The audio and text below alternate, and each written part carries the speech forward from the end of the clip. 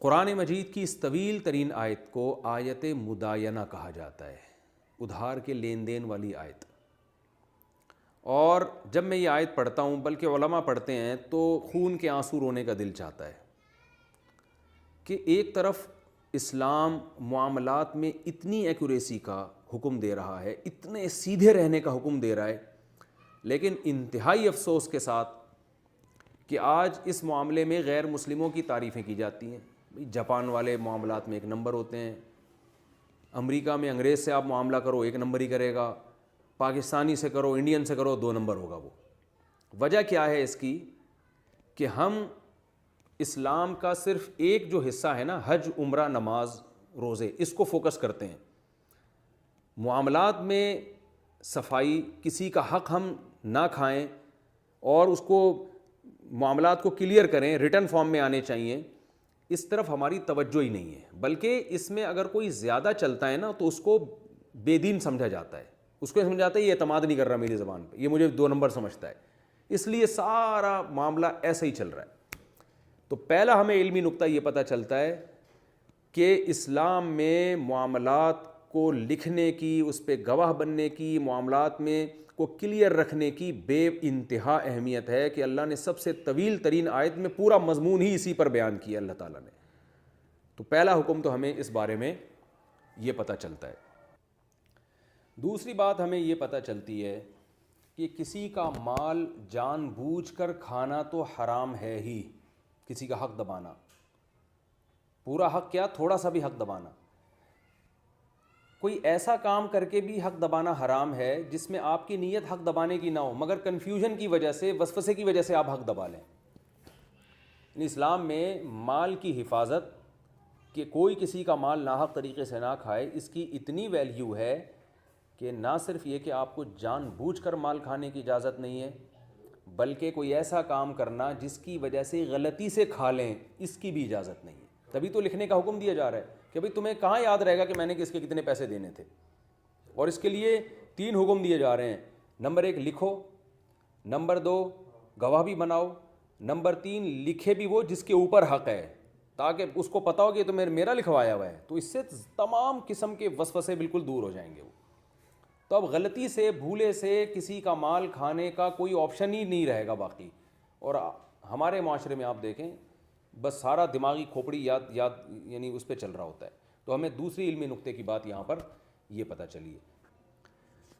تیسری بات ہمیں یہ پتہ چلی کہ خرید و فروخت کے معاملات کو لکھنے کا حکم ظاہر ہے اس لیے ہے کہ تاکہ ہم جان کر بھی کسی کا مال نہ کھائیں، غلطی سے بھی مال نہ کھائیں۔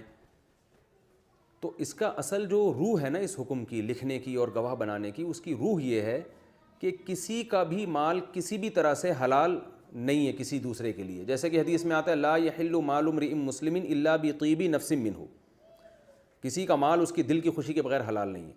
تو اس سے پتہ چلا کہ صرف یہ خرید و فروخت میں نہیں ہے، اور بھی اگر کوئی معاملہ ایسا ہے کہ آپ کو یہ خطرہ ہے کہ اگر میں نہیں لکھوں گا تو غلطی سے کوئی کسی کا مال کھا سکتا ہے، تو اس کا نہ لکھنا بھی گناہ ہے پھر۔ جیسے کہ حدیث میں آتا ہے، بخاری مسلم کی حدیث ہے، آپ صلی اللہ علیہ وسلم نے فرمایا کسی کا کسی پر کوئی لین دین ہو، مالی کوئی وراثت کا یا کوئی بھی لین دین ہو، حدیث کا مفہوم ہے، اور 3 دن گزر جائیں اور وہ نہ لکھے تو وہ گنہگار ہوگا۔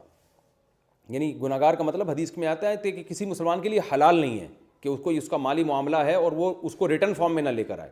تو اس لیے علماء نے لکھا ہے کہ اگر آپ کو یہ ڈر ہے کہ آج آپ مر گئے تو آپ کی اولاد میں جھگڑا ہوگا، یہ پیسے اکاؤنٹ میں رکھے ہوئے تھے، پتہ نہیں زکوٰۃ کے تھے یا ابا کی امانت تھی، یا ابا نے جو گھر خریدا تھا تو پتہ نہیں ابا نے پیمنٹ کر بھی دی تھی یا نہیں کی تھی، یہ جو آج مکان ہے فلاں کو ابا نے دیا ہے، پتہ نہیں سچی مچی کا دیا تھا یا ویسے ہی رہنے کے لیے دیا تھا۔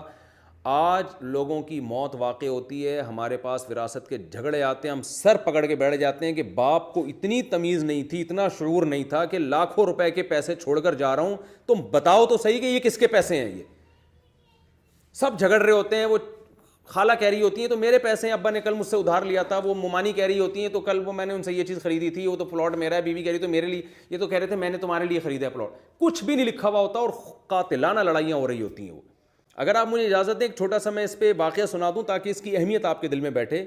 یہودیوں میں ایک شخص گزرا ہے جو بڑا فتنہ پرست تھا۔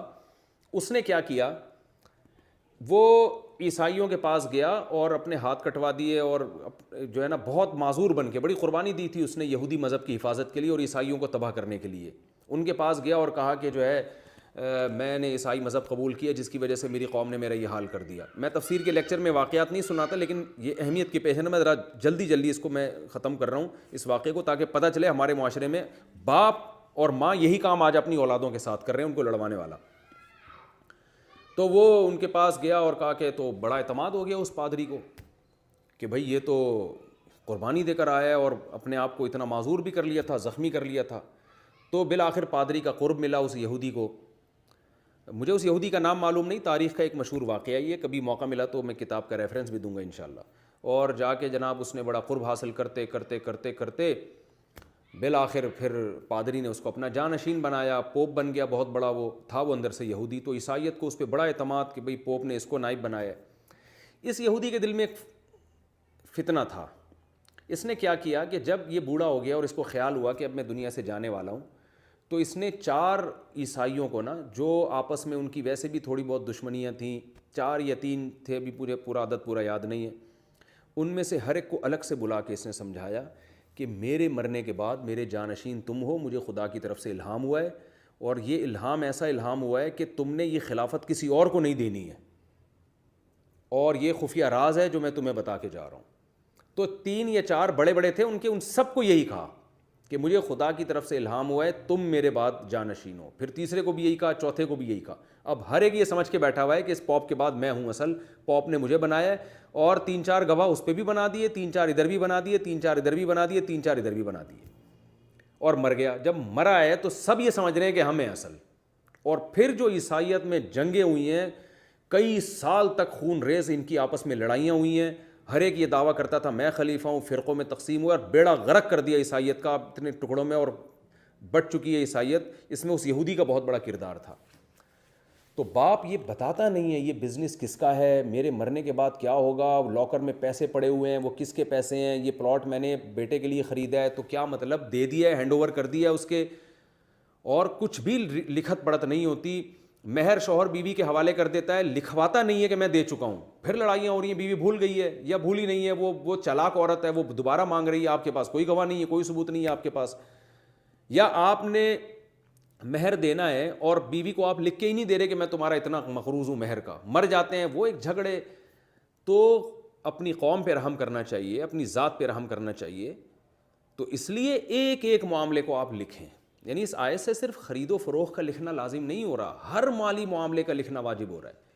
تو میں اس میں تحدیث بن نعمت کے طور پر اپنا میں بتاتا چلوں، میری الحمدللہ میں وصیت لکھتا ہوں اور اس کو اپڈیٹ کرتا رہتا ہوں، میں نے فولڈر بنا کے گوگل ڈرائیو پہ بھی ڈالا ہوا ہے، اور لیپ ٹاپ میں بھی، اور ریٹن فارم میں بھی اس کی تصویریں بھی لیتا ہوں کہ لیپ ٹاپ گم جائے یہ ہو جائے گا، گوگل ڈرائیو سے اگر ہیک ہو جائے یا کوئی وائرس آ جائے اس میں، تو پھر جو ہے نا تصویر کی شکل میں بھی ہے، اور اپنے 1-2 خاص لوگوں کو پاسورڈ بتایا ہوا ہے، اور ہر طرح سے وصیت کو اپڈیٹ کرتا رہتا ہوں میں کہ میرے گھر میں جتنا سامان ہے وہ کس کا سامان ہے، فریج کس کا ہے، یہ جو فرنیچر کا مالک کون ہے، اور گھر والوں کا سامان اس میں کون سا ہے، میرا کون سا ہے، یہ جو زیور اگر بالفرض گھر سے ملے تو یہ زیور کا اصل مالک کون ہے، اور جو لفافے میں پیسے پڑے ہوئے وہ زکوٰۃ کے ہیں، اگر زکوٰۃ کے ہیں تو یہ کس تک پہنچانے ہیں، صدقے کے پیسے کس تک پہنچانے ہیں، بینک میں جو پیسے پڑے ہوئے ہیں، میرے پاس ڈائری ہے، میں اپڈیٹ کرتا رہتا ہوں کہ میرے بینک میں فلاں اکاؤنٹ میں فلاں رقم زکوٰۃ کی آئی ہے، اتنے پیسے ہیں، اور اتنے پیسے زکوٰۃ کے جمع ہو گئے، اتنے صدقے کے جمع ہو گئے، اتنے پیسے ایسے ہیں جس کا لوگوں نے مجھے کلی اختیار دیا ہوا ہے کہ جہاں چاہیں خرچ کریں، تو وہ کہاں خرچ کرنے ہیں،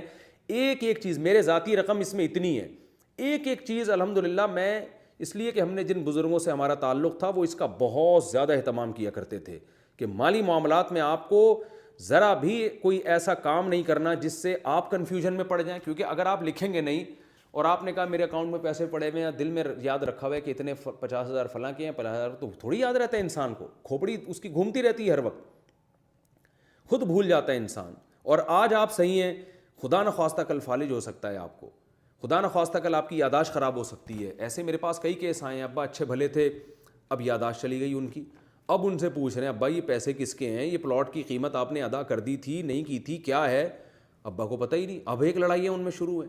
چند دن پہلے ایک واقعہ سامنے آیا، ایک صاحب نے 1 کروڑ روپے کا پلاٹ خریدا ہے، انہوں نے پیمنٹ کی اور پیمنٹ کی کوئی ریٹرن میں نہیں لے کر آئے اس کو، کیونکہ وہ ادھار پہ نہیں تھا، کیش پیمنٹ تھی. تو انہوں نے کہا کہ لکھنے کی کیا ضرورت ہے. جیسے قرآن نے کہا نا کہ اگر ادھار معاملہ نہیں ہو رہا، حاضر سودا ہو رہا ہے تو لکھو اس کو. نہیں لکھ سکتے کم از کم گواہ بناؤ. انہوں نے کوئی گواہ نہیں بنائے، کیونکہ بھائی سامنے والا بھی فٹ فاٹ ہے، اور ایک کروڑ سے بھی میرا خیال ہے زیادہ رقم تھی، 1.5 یا 2 کروڑ روپے کی رقم تھی. یہ انہوں نے دی اس کو. اللہ کی قدرت، جس سیٹھ نے لی وہ 2 نمبر آدمی نہیں تھا، لیکن اس کو ہارٹ اٹیک ہوا، وہ مر گیا. جب مر گیا تو یہ گئے 2-4 دن کے بعد اس کے وارثوں سے کہا کہ بھائی انہوں نے 1 کروڑ روپے کی میں نے ان کو پیمنٹ دی ہے، اور یہ پلاٹ میں خرید چکا ہوں ان سے، تو جو ہے یہ، اور پلاٹ تو قبضہ نہیں ملا، میرے نام بھی نہیں ہوا، کیونکہ ظاہر ہے نام میں ٹائم لگتا ہے، تو یہ پلاٹ کا اصل مالک تو میں ہوں. تو وہ وارثوں نے انکار کر دیا. انہوں نے بولا کیا ثبوت ہے آپ کے پاس؟ تو اور وہ اب ڈپریشن میں چلے گئے کہ 1 کروڑ روپے ساری زندگی کی کمائی تھی وہی ڈوب گئی ہے. تو غلطی کس کی ہے؟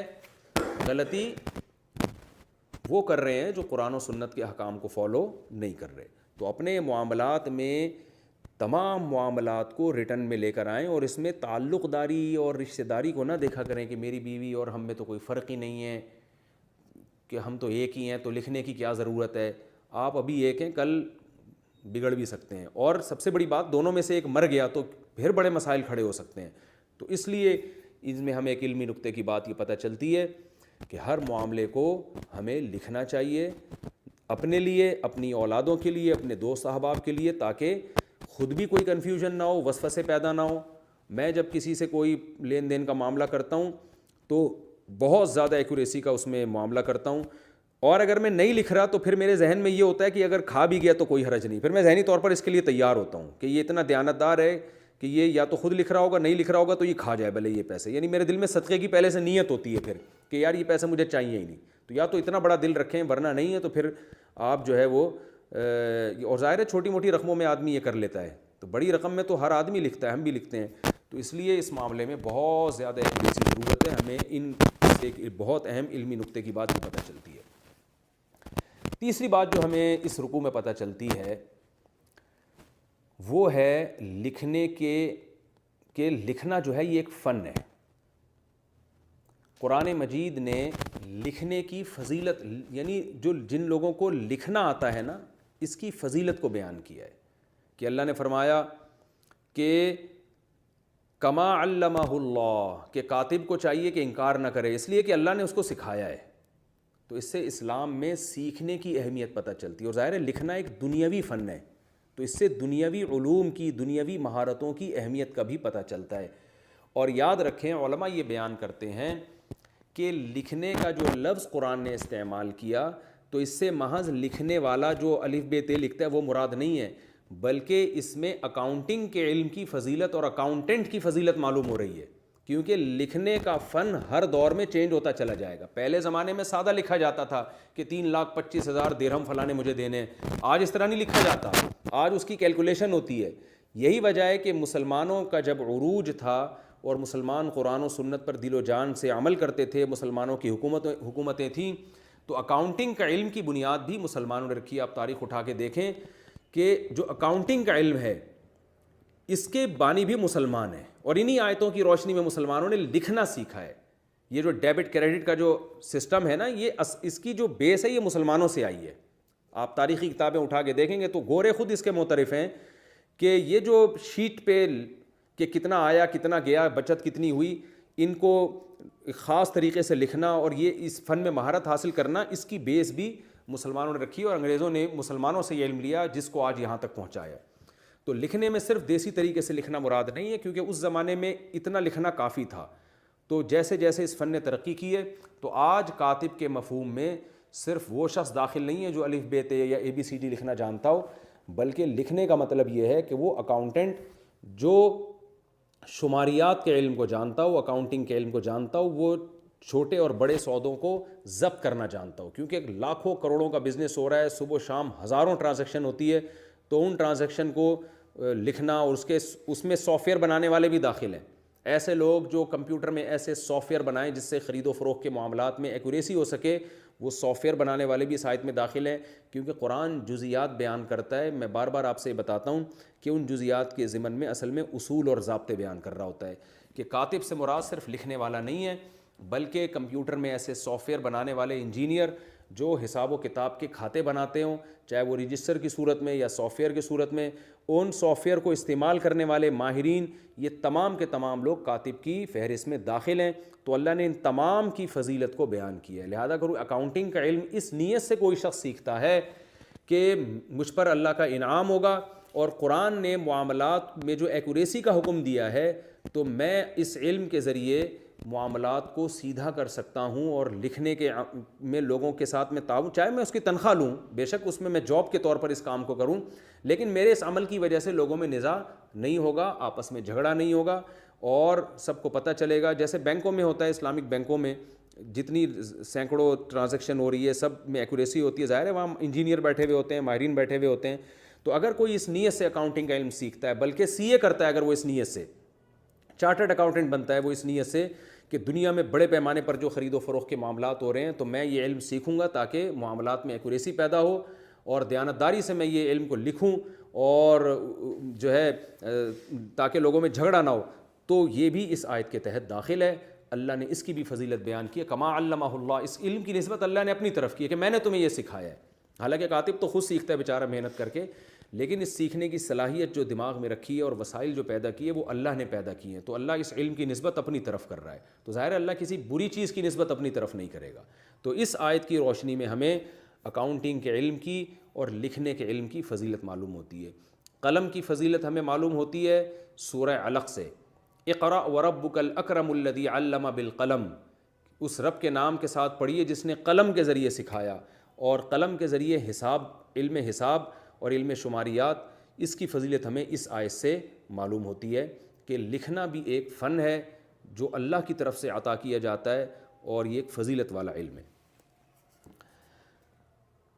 اچھا، اس آیت میں ہمیں لکھوانے کی فضیلت بھی معلوم ہوتی ہے کہ ہر آدمی لکھوانے کا اہل بھی نہیں ہوتا، کیونکہ ہمارے پاس تو ریٹن تحریریں آتی رہتی ہیں، لوگ پوچھ کیا رہے ہوتے ہیں، نکل کیا رہا ہوتا ہے ان کے منہ سے، تو پتہ یہ چلا کہ لکھوانا یہ بھی ایک فن ہے۔ اس لیے اللہ نے فرمایا کہ ہر آدمی لکھوانے کی صلاحیت نہیں رکھتا، وہ کچھ کا کچھ لکھوا دے گا، تو لکھوانا بھی ایک فن ہے، لکھوانا بھی ایک ایبلٹی ہے۔ تو اپنے بچوں کو اس کی بھی صلاحیت پیدا کرنی چاہیے کہ وہ کسی بات کو بہترین انداز سے لکھوا سکیں، بیان کر سکیں، تاکہ ان کا حق کوئی مار نہ سکے اور دوسروں کے لیے بھی وہ کام کر سکیں۔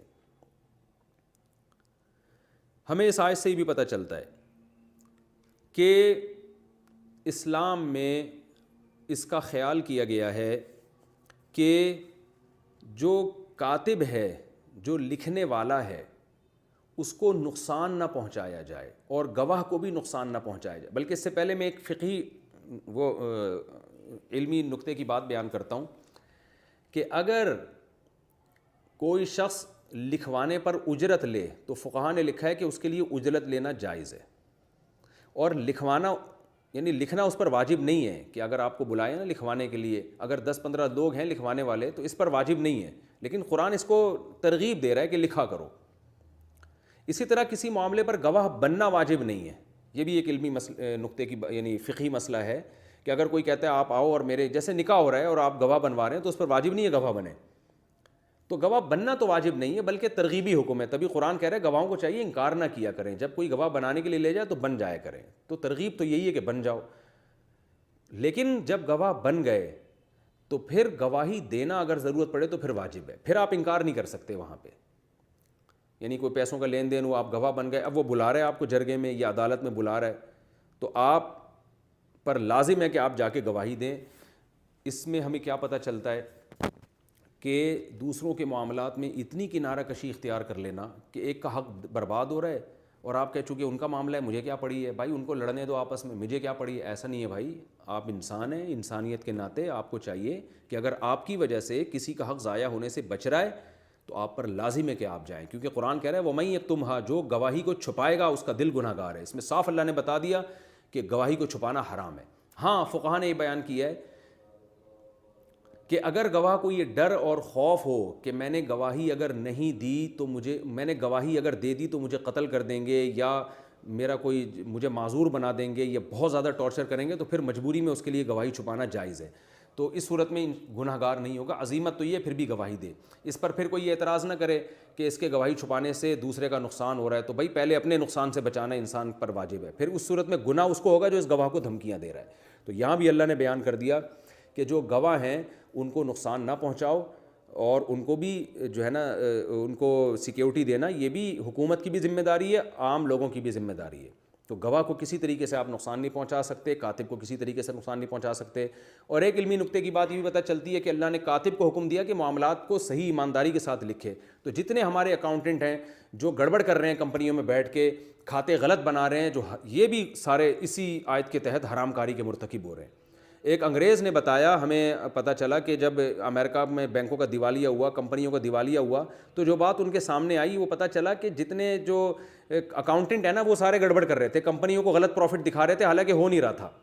تو اس کی وجہ سے بہت سی کمپنیاں ٹھپ ہو گئیں. تو ان انگریزوں نے اعتراف کیا کہ مذہب جو ہے نا جو ہم نے اپنے معاشرے سے ختم کر دیا ہے, یہ بہت بڑا ہمارا نقصان ہوا, کیونکہ آخرت کا خوف اور اللہ کا خوف جب تک نہیں ہوگا تو لوگوں کو محض قانون کی زور سے آپ صحیح لکھت پڑھت پہ مجبور نہیں کر سکتے. تو یہ بڑی بڑی کمپنیوں میں بھی کرپشن ہوتی ہے ٹھیک ٹھاک طریقے سے. تو اس لیے اللہ نے فرمایا کہ اللہ سے ڈرو. کاتب کو چاہیے, اکاؤنٹنٹ کو چاہیے وہ بھی خدا کا خوف کرے لکھتے ہوئے. تو یہ جب تک مذہب معاشرے میں نہیں ہوگا انصاف نہیں ہو سکتا. جہاں دھاندلی کا موقع ملتا ہے لوگ دھاندلی کرتے ہیں. تو اس لیے اللہ نے جو اکاؤنٹنٹ ہیں, جو لکھنے والے ہیں, جو ان کو بھی حکم دیا ہے کہ وہ عدل و انصاف کے ساتھ لکھا کریں, وہ اس میں ڈنڈی نہ مارا کریں. اور پھر آگے رہن کے حکام ہیں. رہن کے بارے میں قرآن میں اللہ نے بتایا کہ رہن جو ہے وہ قبضے میں دے دیا کرو. تو اس کے بارے میں شرعی مسئلہ یہ ہے کہ جب آپ کسی سے رہن لیں گے شیورٹی کے طور پر, تو رہن میں کو آپ استعمال نہیں کر سکتے. اگر آپ نے یہ شرط لگائی نا, مثال کے طور پر آپ نے بکری لے لی, ایک مثال دے رہا ہوں میں کہ بھائی 1,00,000 روپے مجھے چاہیے, جب تک نہیں تو تمہاری بکری میرے پاس ہے, تو بکری کا دودھ آپ پی نہیں سکتے کیونکہ پھر یہ سود ہو جائے گا. سود اس لیے ہو جائے گا کہ 1,00,000 آپ کو مل جائیں گے اور یہ دودھ آپ کا فری میں ہو جائے گا, تو یہ جائز نہیں ہے. تو اس کو آپ استعمال نہیں کر سکتے. اس کے جو پروفٹ ہے, نفع ہے, وہ سارا اس اصل مالک تک پہنچایا جائے گا. تو اس لیے رہن میں یہ شرط لگا دینا کہ آج لوگ کیا کرتے ہیں کہ 1,00,000 روپے کسی سے ادھار لی اور کہا جب تک میں ادھار واپس نہیں کرتا میرا یہ گھر تم استعمال کرتے رہو. تو یہ حرام ہے, کیونکہ گھر استعمال کرنا یہ سود ہو جائے گا. 1,00,000 روپے وہ ہے اور یہ گھر کا استعمال یہ غریبی ہو جائے گی, تو یہ حرام ہے, گناہ کبیرہ ہے, تو یہ بھی جائز نہیں ہے. تو اس لیے یہ بھی سود کی ایک قسم میں آتا ہے. تو رہن سے فائدہ نہیں اٹھایا جا سکتا, اس کی یعنی شرط لگا کے فائدہ اٹھانا حرام ہے. اور رہن میں پھر مسئلہ دوسرا یہ بھی ہے کہ جس نے آپ کی پیمنٹ 1 مہینے بعد نہیں کی تو پھر رہن کو بیچا جائے گا. تو رہن کو بیچ کے آپ اپنی پیمنٹ وصول کریں گے, اضافی جتنا ہے وہ آپ اس کو واپس کریں گے. یہ اس کا اصل مسئلہ, یعنی وہ اضافی پیسے بھی آپ رکھ نہیں سکتے. تو یہ بھی رہن کا حکم ہو گیا. تو یہ اسلام نے ہمیں احکام دیے ہیں, اگر ہم ان احکام پر عمل کرنا. اچھا, اس میں آخری علمی نقطے کی بات یہ کہ خواتین کو اللہ نے بتایا کہ 2 عورتیں اگر گواہ بنیں اور ان میں ایک بھول جائے تو دوسری اس کو یاد دلا دے. تو یاد رکھیں گواہی کا نصاب اسلام میں 2 مرد ہیں یا 1 مرد 2 عورتیں. اگر عورتیں ہی عورتیں ہیں تو وہ گواہ نہیں ہیں, یعنی ان کی حجت وہ ایک دلیل کے طور پر نہیں پیش کیا جا سکتا. مثال کے طور پر کسی کے گواہ میں 4 عورتیں نکاح بن جائیں تو نکاح نہیں ہوگا. کسی کے نکاح میں 4 عورتیں گواہ بن جائیں تو نکاح نہیں ہوگا. 1 مرد کا ہونا ضروری ہے گواہی کے نصاب میں. تو 2 عورتیں یا 2 مرد ہوں یا 1 مرد 2 عورتیں. اور اس میں یہ بھی پتہ چل گیا کہ عورت میں بھول چوک کا امکان زیادہ ہے. رہا یہ مسئلہ کہ یہ حقوق نسواں کہتے ہیں مرد اور عورت برابر ہیں, تو یہ مشاہدے کے خلاف ہے. عورت میں اللہ نے قوت مرد سے کم رکھی ہے, بازو میں قوت مرد سے کم ہے, بولنے میں قوت مرد سے کم ہے. تو یہ کیا بات ہے کہ دماغی قوت مرد سے زیادہ ہو؟ تو ساری قوتوں میں اللہ نے عورت کو کم پیدا کیا ہے. تو بھولنے کا نسیان کا خطرہ اس میں مرد سے زیادہ ہے. ہاں, اس کے خلاف کبھی کبھار ہو جاتا ہے کہ بعض عورتیں جیسے مردوں سے زیادہ طاقتور ہوتی ہیں, بعض مردوں سے زیادہ بہادر ہوتی ہیں. تو اس بات کا امکان ہے کہ بعض عورتیں مردوں سے زیادہ ذہین ہوں, وہ نہ بھولتی ہوں. لیکن قانون بعضوں کو دیکھ کے نہیں بنایا جاتا, قانون اکثریت کو دیکھ کے بنایا جاتا ہے. اس لیے اللہ نے ایک کے بجائے 2 عورتوں کی شرط لگائی ہوئی ہے اس میں. تو یہ اس میں احکامات تھے جو میں نے آپ کے سامنے بیان کی. اللہ تعالیٰ سے دعا ہے کہ اللہ تعالیٰ ہمیں اس کے تقاضوں پر عمل کی توفیق عطا فرمائے. اگرچہ وقت ہمارا تھوڑا سا باقی ہے لیکن یہ رکوع ہمارا کمپلیٹ ہو گیا ہے, تو انشاءاللہ اگلے ایپیسوڈ میں اگلے رکوع کی طرف آؤں گا. وما علینا الا البلاغ.